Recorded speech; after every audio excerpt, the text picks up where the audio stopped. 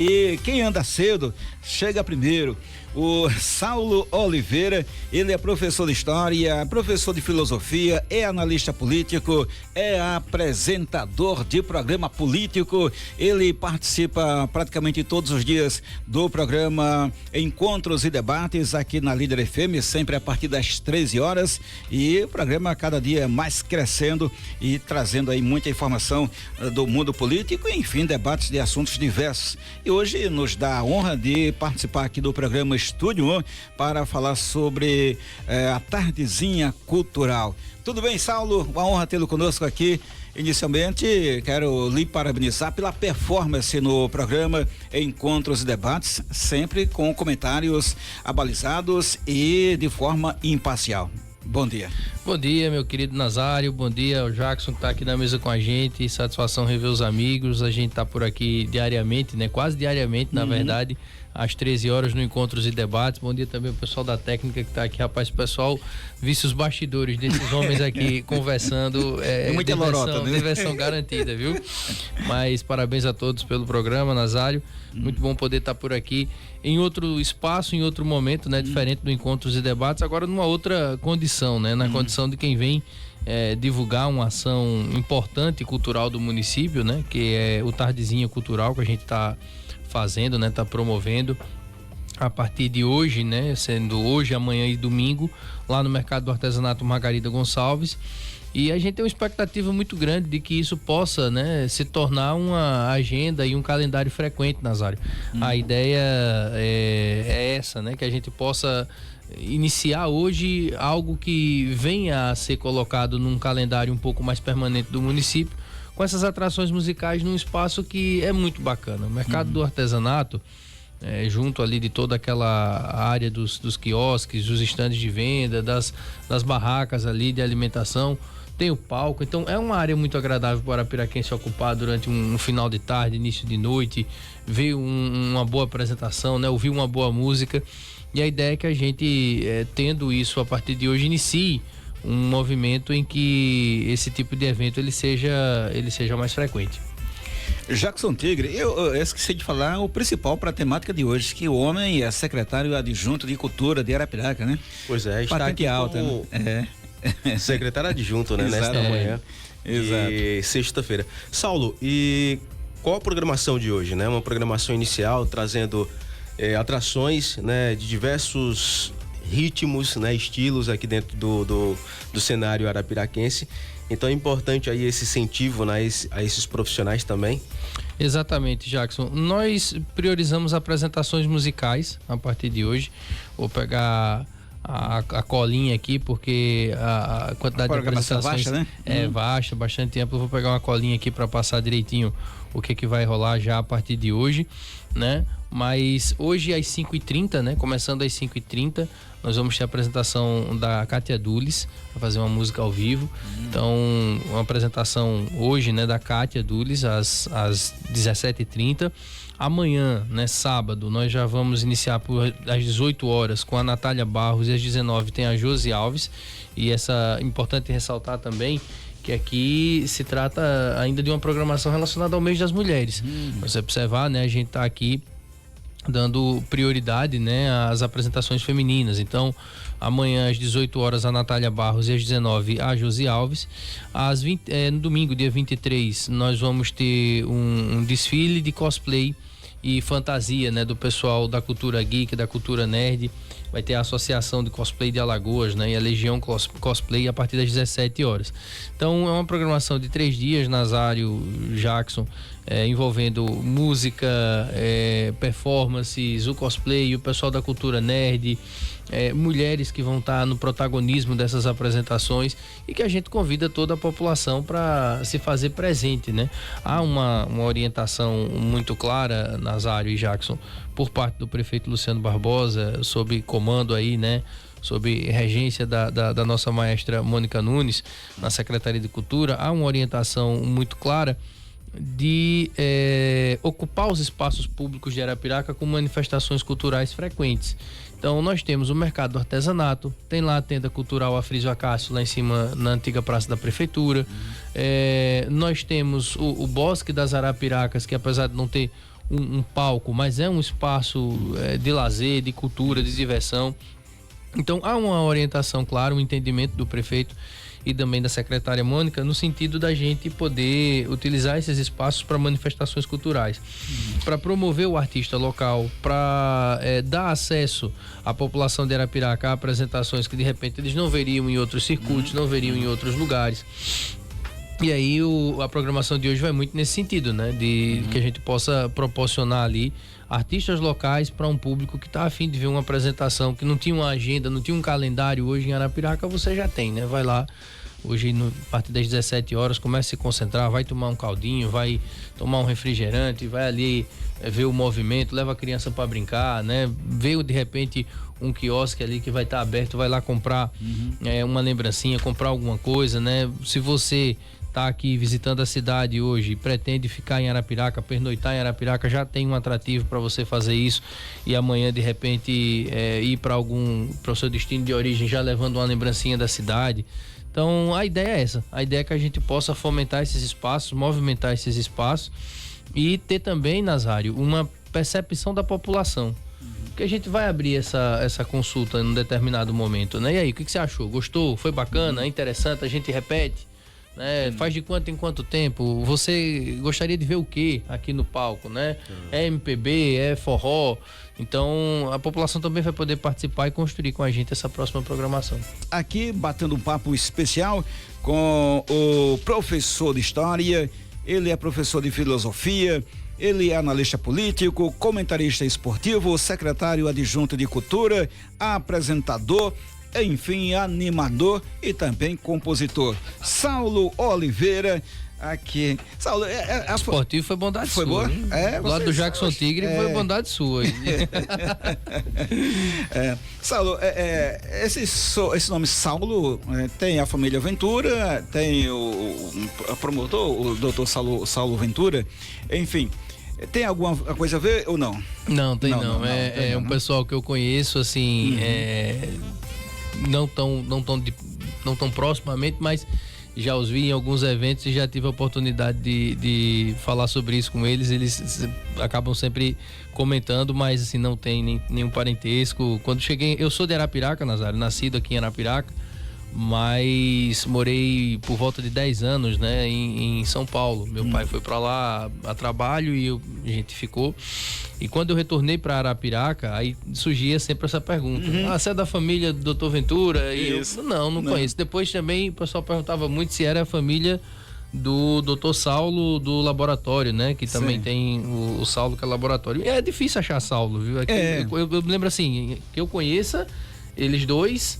E pronto, ao longo da trajetória escolar como professor, nos últimos 12 anos como professor, nunca tive um aluno chamado Saulo, por exemplo.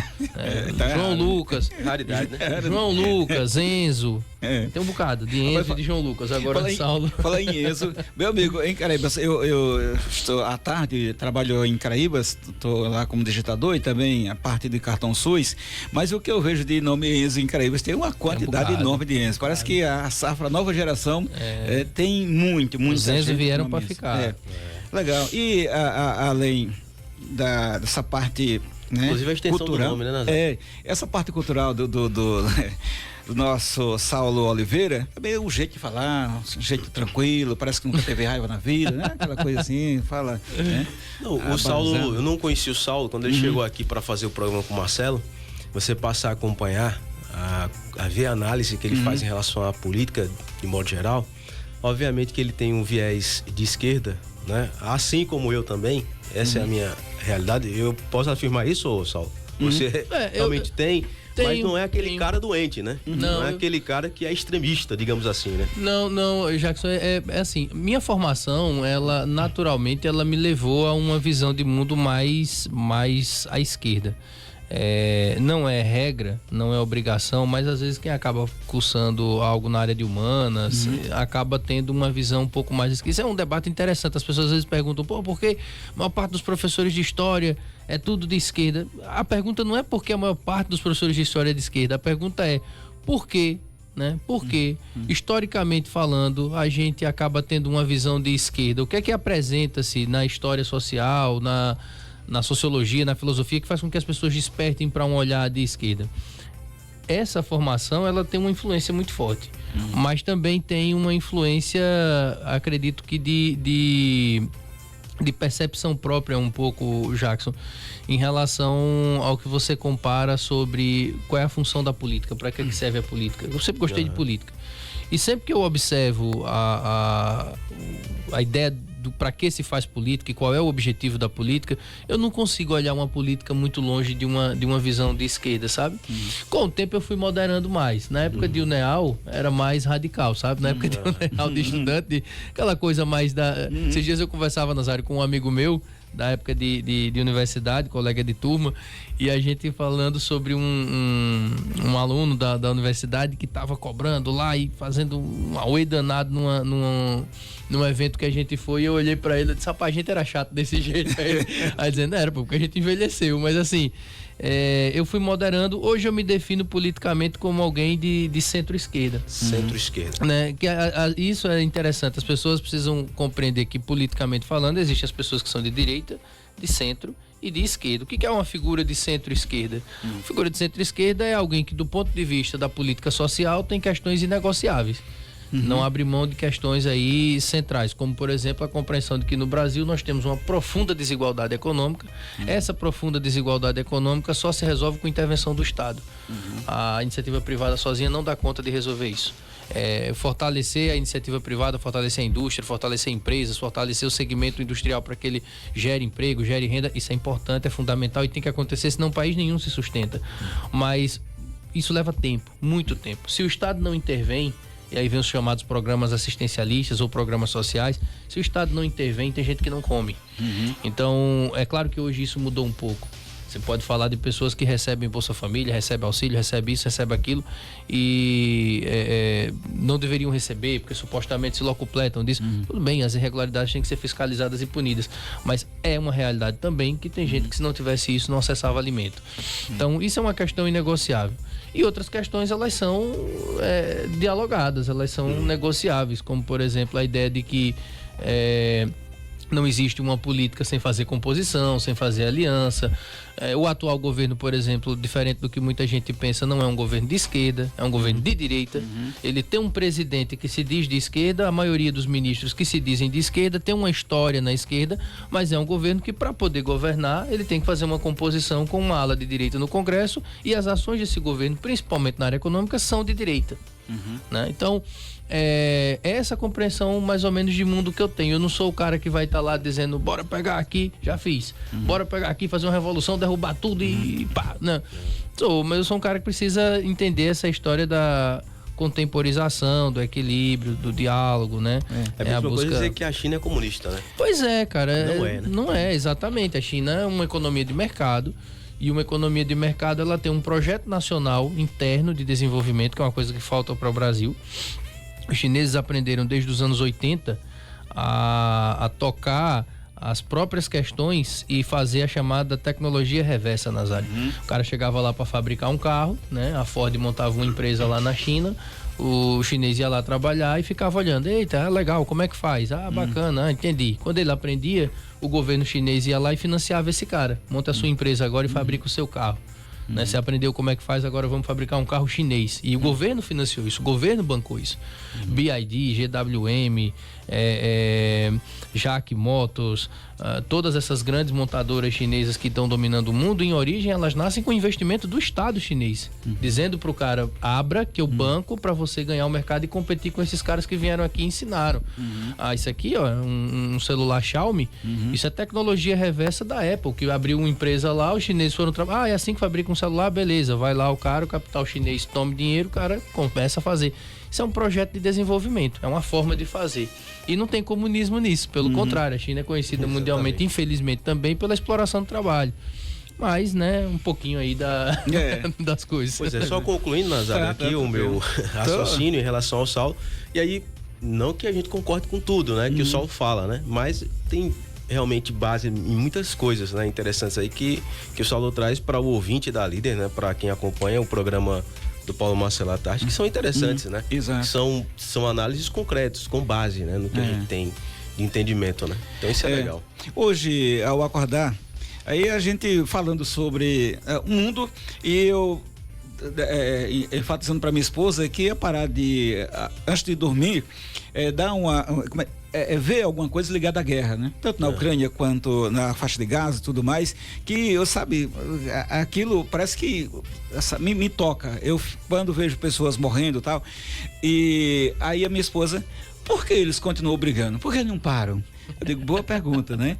Aí eu fiquei analisando que talvez, eu fico preocupado com relação ao nosso futuro aqui do Brasil, porque, sabe, eu até hoje, não sei se eu me identifico como direita, como esquerda, como centro, eu me acho mais do centro, porque eu sempre torço por quem está no poder, para que faça um bom governo e que...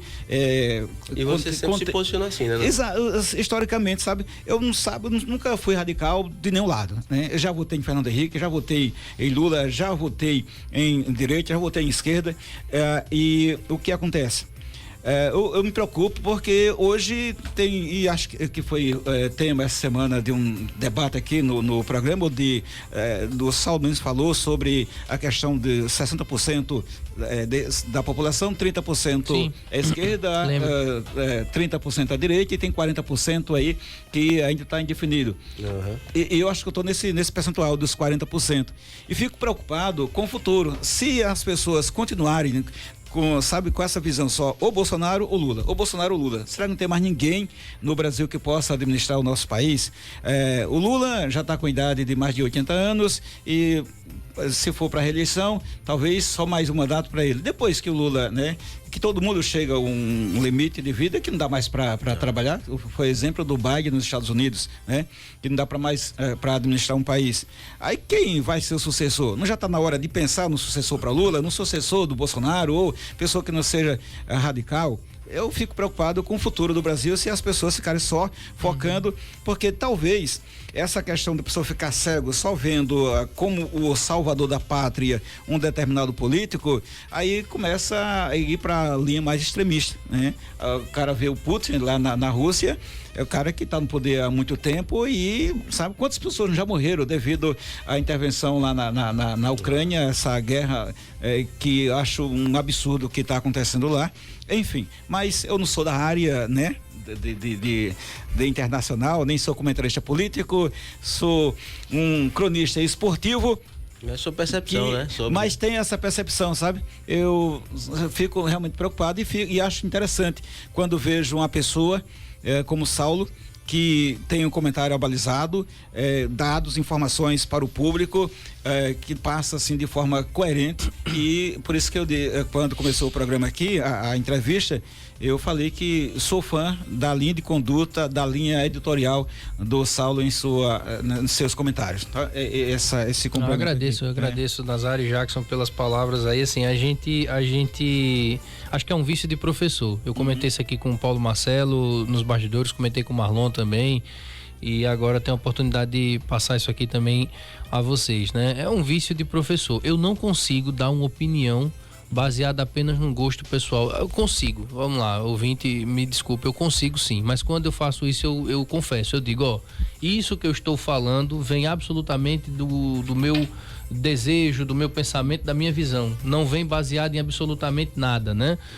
Porque, Jackson, eu tenho na minha cabeça a seguinte impressão: quando eu pego esse microfone aqui e estou falando, tem uma série de pessoas que estão me ouvindo, e essas pessoas, elas esperam minimamente ouvir alguma coisa que tenha coerência e que tenha verdade. Por exemplo, um absurdo aqui, uma mal comparação, mas para ilustrar, eu não posso chegar aqui nesse microfone e dizer que no último sábado o Asa ganhou do CRB em Maceió de 1-0. Eu não posso falar isso, porque isso é uma mentira. O que aconteceu foi que o CRB ganhou de 2-1 depois de uma virada. Esse é o fato, essa é a notícia. O que aconteceu no último sábado em Maceió? Quem ganhou o jogo? O CRB ganhou o jogo. Ponto. Né? A gente pode debater aquelas outras polêmicas, beleza, mas quem ganhou o jogo? CRB. Então eu não posso pegar esse microfone aqui, o cara tá num carro indo para casa, digamos que ele não tenha acessado nenhum tipo de informação esportiva e ele ouviu pela Líder FM que quem ganhou foi o Asa. Esse cara, poxa, não sabia, ele não acredita. Né? Eu tô fazendo uma comparação absurda. Não. Do mesmo modo, eu não posso, enquanto professor, pegar uma informação política, por mais que ela me agrade, e defender sem ter um embasamento, sem ter uma justificativa, sabe? Muitas vezes o indivíduo pode não concordar com o meu argumento. Eu posso chegar aqui e falar que isenção do imposto de renda até R$5.000 é uma necessidade, um benefício para o país, que deixa de penalizar os mais pobres e tal, e aí eu posso dar dados sobre isso, e o cara naturalmente pode discordar, ele pode dizer, não, eu acho que não é esse o caminho, eu acho que o caminho seria não fazer a isenção, fazer outra medida econômica, e a gente vai ficar no âmbito da civilização. Mas ele nunca vai poder dizer que eu menti. Sabe? Então eu sou muito dessa linha. Eu tenho minhas preferências políticas, tenho minhas posições políticas, tenho as coisas que eu gosto de conversar e entender, mas se eu pego um comentário para fazer, ou eu trago alguma coisa que eu vi e que tenha base, mas só opinião pela opinião eu não gosto, não. Pois é, só para me fechar da minha parte aqui, eu falei, né, agora há pouco que a minha base, né, ao longo da história foi esquerda. Por quê? Porque eu nasci em movimentos sociais, eu participei ativamente de movimentos sociais, de discussões, de vários eventos que as pessoas iam a Brasília, as pessoas iam a Pernambuco, Petrolina, para mobilização com base em defesa de algumas pautas importantes para a sociedade, algumas até então aprovadas, outras não, negligenciadas pelos governos no tempo, isso dependente de Lula, Dilma, o que for. Dizer que a minha base é essa também não significa dizer que eu também concordo com tudo que acontece. A gente tá vendo a situação do país hoje, né? Então a gente tem que ser crítico em relação a isso. Ou tem o senso crítico, ou então a gente vai permanecer, né, sendo um fantoche, é o que acontece com muitas pessoas, tanto da extrema direita como da extrema esquerda, minha visão. Pois é, Tiga, tem também de acompanhado com relação à sua análise nesse sentido político e realmente assino embaixo que você está falando aí, estou aqui como testemunho ocular do caso. Bom, Saulo, para a gente fechar, Tardezinho o convite, né? Tardezinho o convite. Tardezinho o convite. A gente entrou na história do Saulo também. Foi, rapaz. Então, foi bacana, gostei. A próxima entrevista agora é no próximo bloco, Tigre? Ou é agora? Próximo bloco, né? Tá. Senão a gente ia levar aqui, eu ia continuar com o Saulo aqui até Mané chegar, como diz o meu avô.